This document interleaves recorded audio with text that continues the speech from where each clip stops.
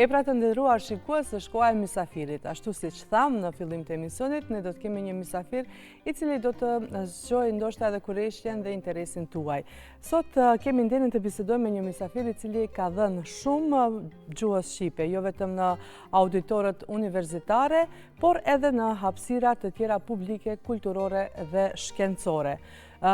Sot do të kemi kënaqësinë që të flasim me zotëri dhe profesor doktor Berton Sulejmanin, i cili është dekani i Fakultetit Filologjik të Universitetit të Tetovës, profesor ordinar i sintaksës dhe drejtshkrimit të gjuhës shqipe, autor i mbi 70 veprave dhe punimeve shkencore dhe përkthyes me përvojë në nivel kombëtar dhe ndërkombëtar. Sot do të flasim me të për fakultetin që ai udhëheq, për sfidat dhe zhvillimet e reja për studentët, por edhe për rrugtimin e tij personal dhe dashurinë për gjuhën shqipe. Mirëmëngjes dhe mirë se erdhën në emisionin ton. Mirëmëngjesi, mirë se ju gjeta. Është kënaqësi si gjithmonë.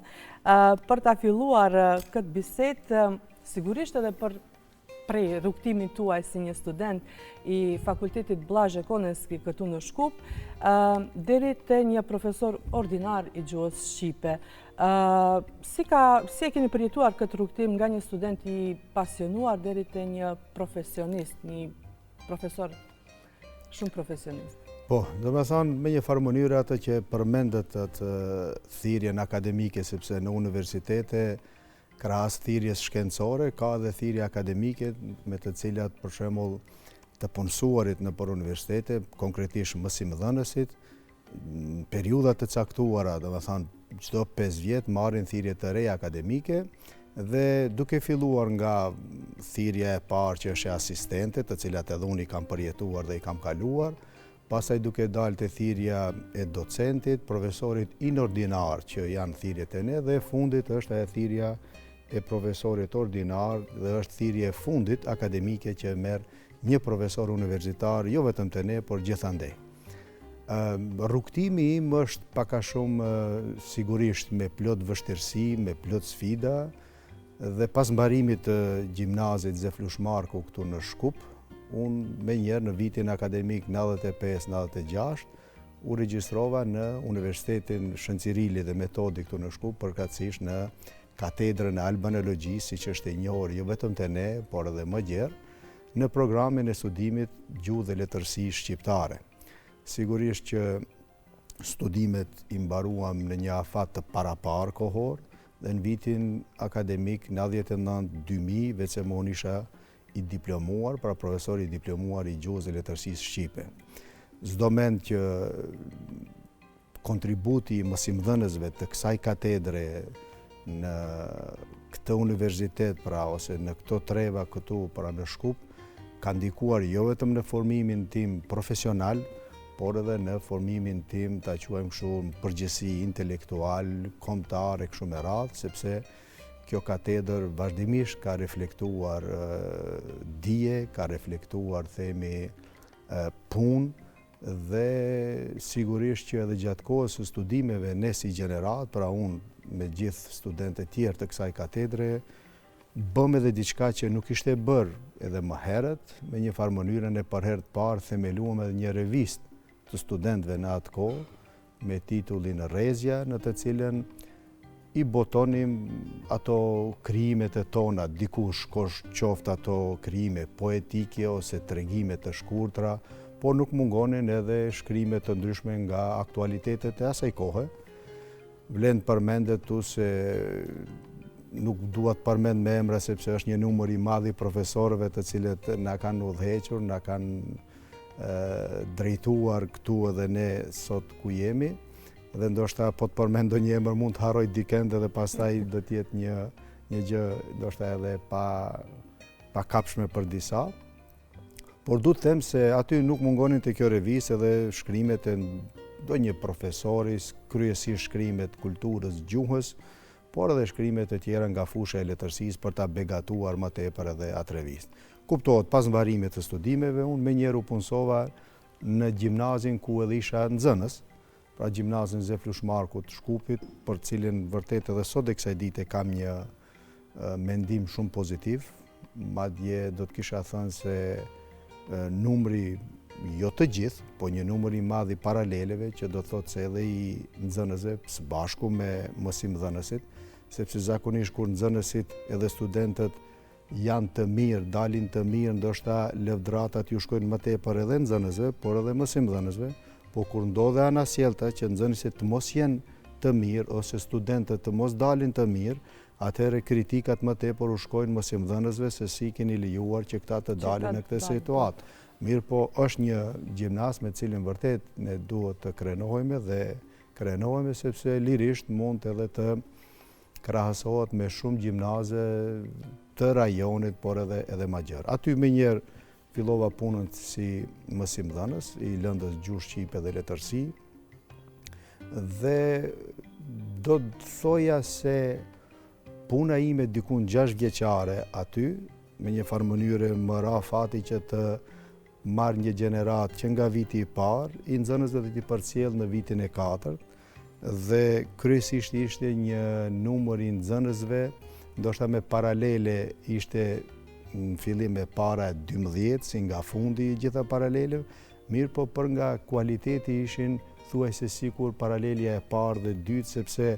ishin një numër i nxënësve që u refuzuan të regjistrohen në shkollën e mesme të mjekësisë të asaj kohe dhe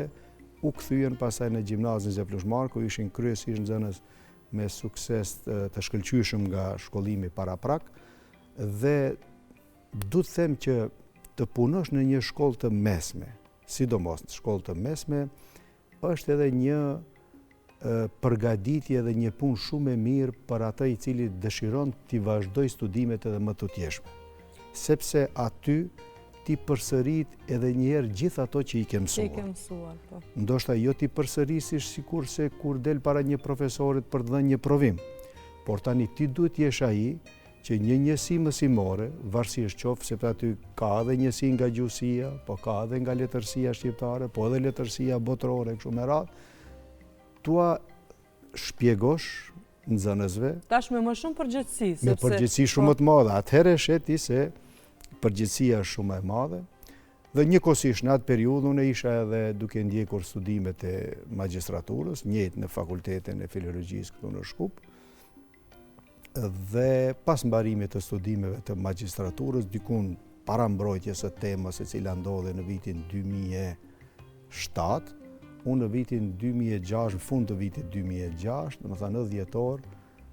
paraprakisht isha i angazhuar si asistent, por si quhet me honorar ose part-time në Universitetin e Tetovës në katedrën e gjuhës dhe letërsisë shqipe. 2006 në fund unë punësohem atje si asistent në katedrën e gjuhës dhe letërsisë shqipe të Universitetit të Tetovës. Përderisa keni qenë profesor në gjimnazin Zeflush Marku, unë personalisht ju mbaj mend, sepse nuk kam qenë nxënësja e juaj. Atëherë unë kam pas profesor Dr. Xhemaludin Idrizin, profesor, mirë po ju mbaj mend që keni ardhur si profesor i ri i gjuhës dhe letërsisë shqipe. Mirë po posa asaj që keni qenë një profesor dhe pastaj një asistent part-time, ashtu siç thatë edhe në fakultetin në Universitetin e Tetovës, ju keni qenë edhe bashkautor në emisionin Të mësojmë shqip. Një nga figurat i cili ka sjell një gjë shumë të bukur dhe shumë bukur të menduar për gjithë ne që duam që ta përvetësojmë edhe mënyrën e të folurit edhe fjalorin tonë shqiptar. Si e shihni rolin e gjuhëtarit sot? Do të thotë roli i gjuhëtarit ose i gjuhëtarëve në përgjithësi këtu te ne, pra në Maqedoninë e Veriut, gjithmonë ka qenë pozitiv. Gjithmonë ka qenë që ajo që quhet jo vetëm ndër shqiptar, por edhe në gjithë botën, veçmë një variant i gjuhës, sepse popujt realisht kur të arrijnë një shkallë më të lartë të qytetërimit, do thënë të zhvillimit politik, të zhvillimit kulturor, janë elitat politike të secilit shtet, kështu ndodh në botë, kuptohet në bashkëpunim me profesionistët, gjuhëtarët, letarët e kështu me radhë, që të krijojnë me një farë mënyre një gjuhë standarde që njihet gjithë globin. Pra, me një farë mënyre, edhe pse ndër shqiptar është njohur edhe me terma të ndryshëm, si gjuhë letrare e përbashkët, gjuhë e njësuar e kështu me radhë, por gjuha standarde shqipe u arrit, themi me një farë mënyre, ndoshta fillimet i ka shumë të hershme, sepse ne po të kthehemi në historinë tonë të lashtë edhe këngëtarët e folklorit, por edhe interpretuesit e kanunit, me një farë mënyre që në atë kohë janë përpjekur që të krijojnë një gjuhë e cila do të ishte e kapshme jo vetëm nga dialekti ku ata funksiononin, por të jetë e kapshme edhe në treva tjera që i takon një dialekti tjetër. Kjo sigurisht që nuk quhet në gjuhë si gjuhë standarde, po du të them janë përpjekur që të krijojë një variant gjuhës që të jetë e kapshme dhe e kuptueshme për gjithë. Kjo është një koine gjuhësore. Mirë po, përpjekjet e para për të bërë një gjuhë standarde që thoni ju për të përdorur në për institucione, në shkolla, në radio, televizion e kështu me radhë, fillojnë në Komisionin Letrare të Shkodrës, e cila është mbajtur 1916-17, pastaj e kemi Kongresin Arsimor të Lushnjës 1920, ku merret elbasanishja si gjuhë që duhet përdoret në këto institucione që përmendëm pak më lart, ndërsa përfundimisht në 1972 në Kongresin e Drejtshkrimit, pra në Tiranë, u arrit ajo që ne sot e quajmë gjuha e njësuar kombëtare ose gjuha standarde shqipe ose drejtshkrimi i gjuhës shqipe, dhe me një farë mënyre do të themi se aty morën pjesë një numër i madh i gjuhëtarëve, letrarëve nga të gjitha treva, dhe kishte pjesëmarrës edhe nga Maqedonia, me një farë mënyre morën pjesë 3 delegat në këtë kongres. E tani desha të them se gjuhëtarët vazhdimisht kanë bërë përpjekje që ta ngrisin nivelin e përdorimit të gjuhës shqipe në të gjitha nivelet ose në televizione, në radio e kështu me radhë. Mirë po, duhet ta kemi parasysh sepse aq mund të bëjnë individët, gjuhëtarët, katedrat me një farë mënyre, aq mund të bëjnë me një farë mënyre edhe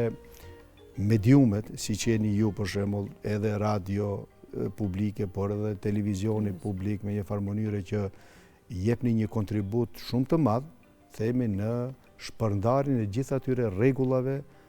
drejtshkrimore, por edhe drejtshqiptimore të gjuhës shqipe, sepse kështu e bëjnë gjithë popujt në botë. Nuk do të thotë kjo që ne nuk duhet të përdorim variante tjera të gjuhës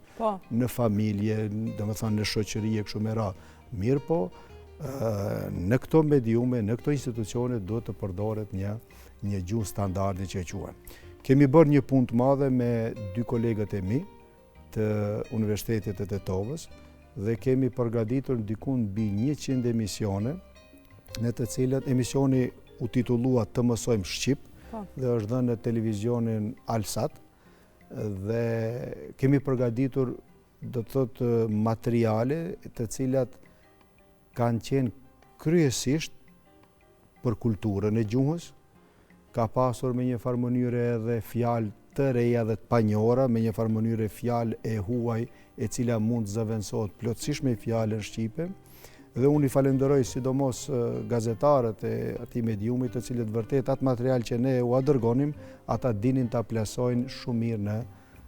në ekran. Dhe po e them vetëm për në fund se nuk është keq që edhe në mediumin e juaj, por edhe në Radio Shkup, të ketë diku 1 minutë, 2 diçka që lidhet me kulturën e gjuhës. Pse jo? Sepse shohim se ndodh edhe në Radio Shkupin në programin e gjuhën maqedonase, ndodh edhe në popujt e tjerë edhe më të zhvilluar, kështu që edhe ne e kemi bërë, kam bërë edhe më herët edhe në mediumin e juaj profesor Qemal Murati, mirë po nuk është keq që të ketë prapë të kthehet sepse ka nevojë ajo diçka që. Shumë këshillë e bukur e thënë edhe nga ju. Nga ajo që kam lexuar për ju, ju keni shkruar mbi 70 punime. Doracak, fjalor, studime, madje edhe analizat që krahasojnë shqipen me gjuha tjera, gjuhën shqipe. Cila do të ta quanin zërin tuaj profesional? Do të thotë me një farë mënyre ai numër që e përmendni ju dhe më gëzon fakti se rrallë ndodh që ndonjë gazetare të jetë e përgatitur aq mirë për musafirin. Do thonë, këto kryesisht janë edhe punime shkencore, të cilat i kemi prezentuar dhe janë botuar në konferenca të ndryshme shkencore, qoftë të organizuara nga Universiteti ynë, por të organizuar edhe nga universitete tjera këtu brenda vendit tonë, por kryesisht në Kosovë, në Shqipëri dhe kuptohet duke mos janë shkaluar edhe 2 institucionet më të larta akademike, si që janë Akademia e Shkencave dhe Arteve e Kosovës, por edhe e Shqipërisë, kam qenë pjesëmarrës me kumtesa dhe më janë botuar edhe atje, por kuptohet që edhe jashtë kësaj, punimet kanë botuar edhe në Budapest të Hungarisë, kanë botuar edhe në Universitetin e Beogradit, e kështu me radhë, dhe vokacioni im kryesor, ajo me cilin edhe unë kam marrë thirrjen shkencore doktor i shkencave filologjike, është sintaksa. Do të thonë sintaksa e gjuhës shqipe, megjithatë nuk ka munguar në studimet e mia, në punimet e mia, edhe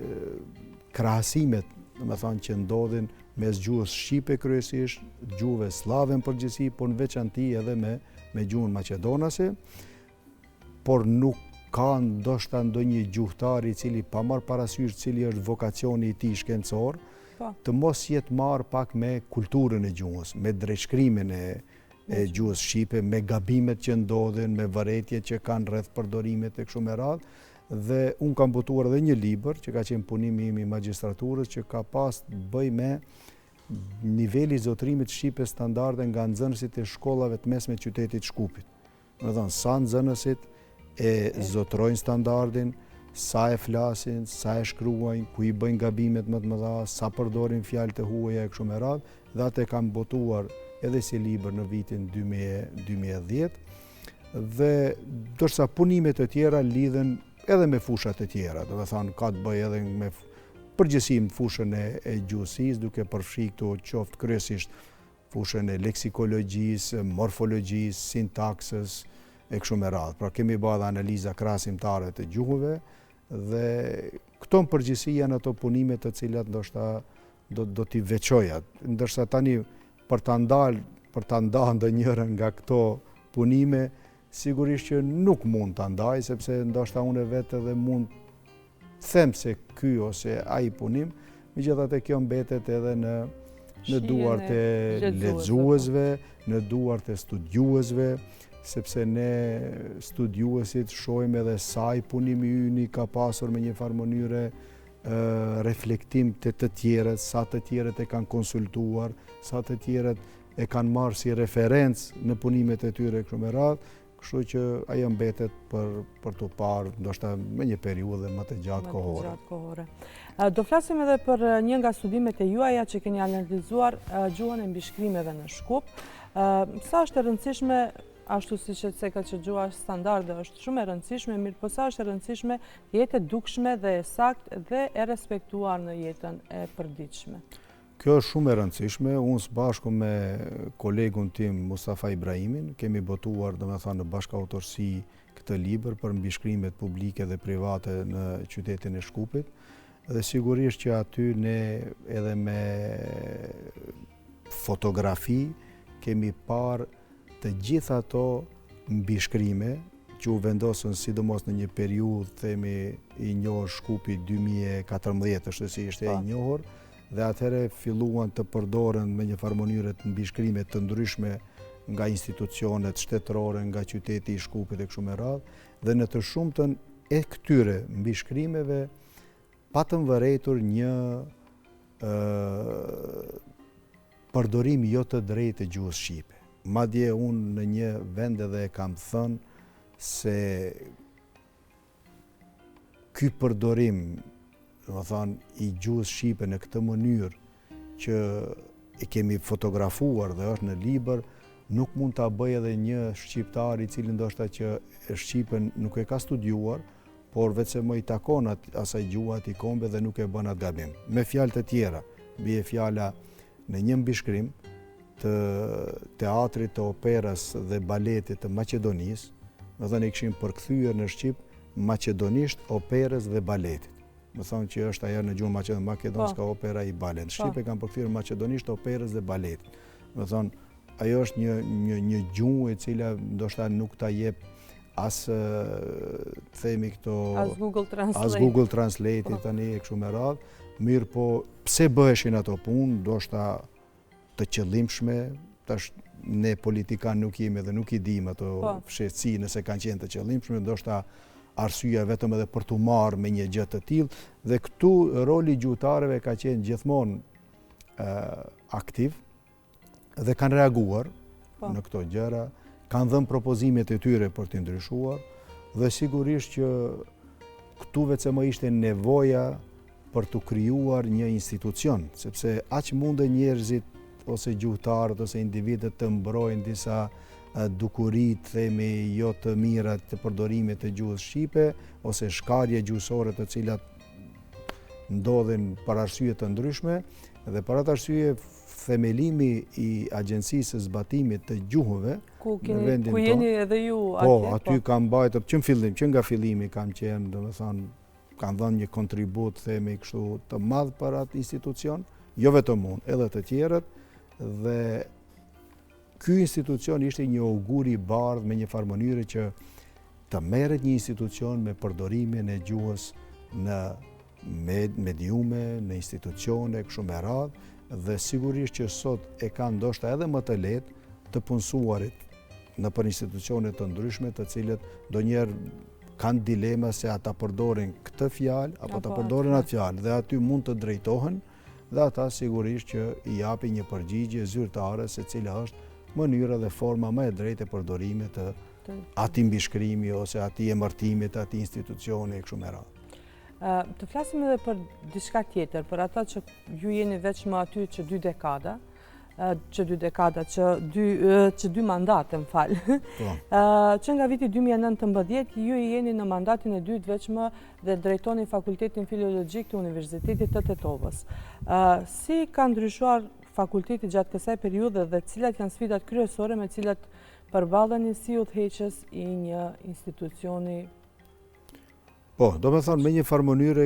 aty keni të drejtë se ndoshta unë 2 dekada bëhen vitin tjetër që punoj në Universitetin e Tetovës, ndërsa në postin e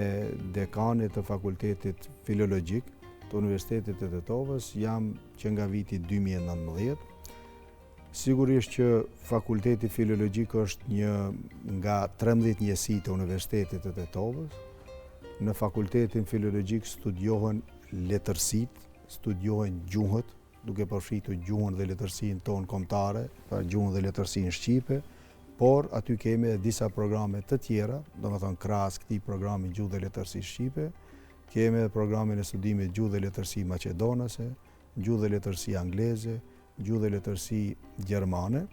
Kemi edhe një program studimor i cili në vete ngërthen 2 mini programe, gjithashtu edhe ato 4 vjeçare, kemi filologjinë romane, ku ndoshta interesimi është shumë më i vogël, sepse këtu bëjmë pjesë gjuha dhe letërsia italiane dhe gjuha dhe letërsia frange. Sidomos kjo e para, gjuha dhe letërsia italiane, ka ndoshta një 2 vite akademike që nuk po mund të regjistrojmë asnjë student. Ndërsa gjuha dhe letërsia frange e mban atë kondicionin e vet që edhe profesorët, por edhe asistentët të kenë mundësi që të mbajnë edhe ligjeratat dhe ushtrimet e tyre. Sigurisht që nga momenti kur unë jam zgjedhur dekani fakultetit, kam vazhduar me një farë mënyre aty ku e ka lënë ish dekanit, me një farë mënyre dekani paraprak, dhe sigurisht që edhe në kohën time ka disa arritje të cilat me një farë mënyre i ka sjell koha, i ka sjell nevoja, i ka sjell puna të cilën e kemi bashku me ekipin tim, dhe kuptohet që studentët të ne, ose studentët e Fakultetit Filologjik, por jo vetëm Filologjikut, edhe të Universitetit të Tetovës në përgjithësi, nuk kanë mbetur vetëm brenda kornizave të ligjeratave dhe provimeve. Po janë angazhuar? Janë angazhuar me ndihmën e stafit akademik, me një farë mënyre edhe të ne më herët se sa unë të jem me një farë mënyre në këtë detyrë, është themeluar një revistë e studentëve të gjuhës dhe letërsisë shqipe, e cila botohet edhe sot e kësaj dite, revista Përtej, po në këtë revistë nuk botohen vetëm shkrimet e studentëve të kësaj katedreje, po botohen edhe punimet edhe studentëve të katedrave tjera, por edhe në nivel të universitetit. Studentët tanë, krahas punës të tyre bazike që e kanë, ndjekjen e ligjeratave, ushtrimeve, me një farë mënyre, pastaj përgatitja për provim, kolokviume, kështu me radhë, ne kemi organizuar dhe organizojmë në nivel të universitetit edhe konferencë shkencore të studentëve. Po. Që do të thotë se që nga jo mosh, studentët më të dalluar, po aty është e hapur për të gjithë për të marrë vesh, për të marrë pjesë, do me thonë, të ballafaqohen në jetën e tyre, për herë të parë duke bërë kuptohet në një punim, i cili me një farë mënyre kryesisht janë punime përshkruese,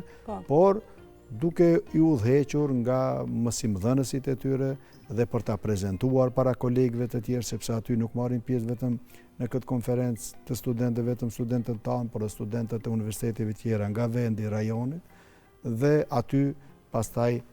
recensohen dhe botohen si një revistë, ta quajmë shkencore, studentëve të Universitetit të Tetovës. Dhe kjo është një gjë e mirë. Nga ana tjetër, jam përpjekur vazhdimisht që stafi akademik gjithmonë të jetë në trend, domethënë të plotësohen ato kushte, ato përkrahje që mund të jep një udhëheqës e një fakulteti,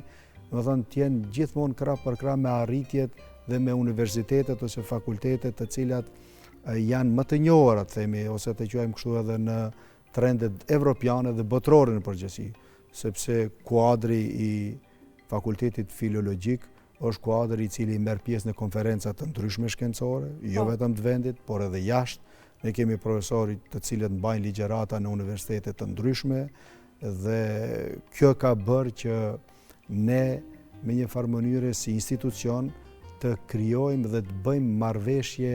dhe memorandume të nënshkruajmë të ndryshme me shumë institute, me shumë fakultete, me shumë universitete, madje do ta kisha thënë ndoshta edhe si universitet në përgjithësi jemi një nga universitetet ndoshta që ka të nënshkruar marrëveshje, bashkëpunime dhe memorandume më të shumta se sa shumë universitetet e tjera, sepse jemi të hapur në këtë drejtim dhe dëshirojmë që të bashkëpunojmë me universitetet. Për ta përmbyllur, sepse po më lajmërojnë nga regjia, ja vlen shumë për të regjistruar në Fakultetin Filologjik, se për te titullit akademik, Fakulteti Filologjik ofron shumë edhe më tepër. Po, ne VCM ka disa vite që organizojmë si fakultet, organizojmë trajnime për maturën shtetërore. Kjo është një gjë e mirë, e kam përsëritur dhe kam thënë edhe më herët, të gjithë maturantët, të cilët kanë dëshirë që t'jenë pjesë e këtyre trajnimeve. Çfarë do të thotë? Është një trajnim mjeditor, i cili nuk zgjat më tepër se 2-3 orë. Dhe do të kenë mundësi që kolegët e fakultetit tonë, më thonë programi studiumor Gjuhë dhe Letërsi Shqipe, para disa ditëve e kishte programi studiumor Gjuhë dhe Letërsi Maqedonase, sepse gjithë maturantët detyrimisht duhet që të japin provimin nga Gjuha dhe Letërsia Shqipe, më thonë në maturën shtetërore. Të vinë dhe me një farë mënyre aty të mësojnë diçka më lehtë se si mund ta kalojnë më me pavështirësi, kuptohet, gjithaj bagazhi i tyre 4 vjeçar ndikon, por për t'i orientuar se çfarë dhe se si të shkruajnë më lehtë atë esen që duhet ta bëjnë gjatë këtij provimit, se si t'u përgjigjen më tepër më lehtë pyetjeve nga fusha e gjuhës, nga fusha e letërsisë e kështu me radhë, dhe kjo ka treguar se ky organizim i yni është shumë i mirë dhe shumë i suksesshëm, dhe sot besoj do ta shpërndaj në faqen e Universitetit të Tetovës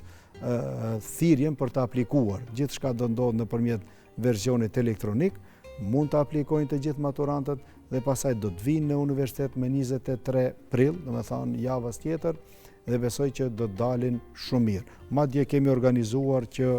krahas trajnimit, ato esej të cilat do të jenë më të mira të shpërblehen nga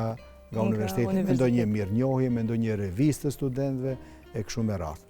Unë ju falenderoj shumë për këtë bisedë. Shpresoj që të kemi mundësi që të kemi edhe biseda më të gjata dhe